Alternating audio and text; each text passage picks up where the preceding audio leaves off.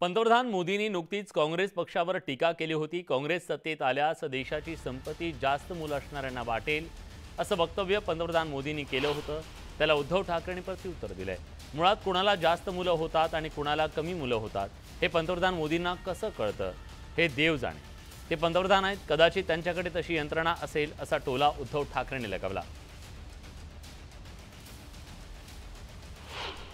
और पहले जब उनकी सरकार थी उन्होंने कहा था कि देश की संपत्ति पर पहला अधिकार मुसलमानों का है। इसका मतलब ये संपत्ति इकट्ठी करके किसको बांटेंगे?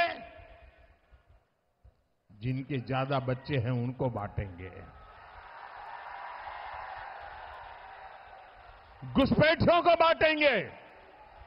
क्या आपकी मेहनत की कमाई का पैसा घुसपैठियों को दिया जाएगा? आपको मंजूर है? ये कांग्रेस का मैनिफेस्टो कह रहा है। काल एका कुठल्या तरी सभेत ते म्हणाले की काँग्रेस ज्यांना जास्त मुलं होत आहेत त्यांना सगळी संपत्ती वाटून टाकेल। अहो मग 10 वर्ष तुम्ही तिकडे बसला होतात, कमी मुलं होणाऱ्यांना का नाही वाटलीत? आता जास्त मुलं कोणाला होतात आणि कमी मुलं कोणाला होतात ते मोदींना कसं कळते देव जाणे। ना त्यांच्याकडे यंत्रणा असेल कारण प्रधानमंत्री आहेत।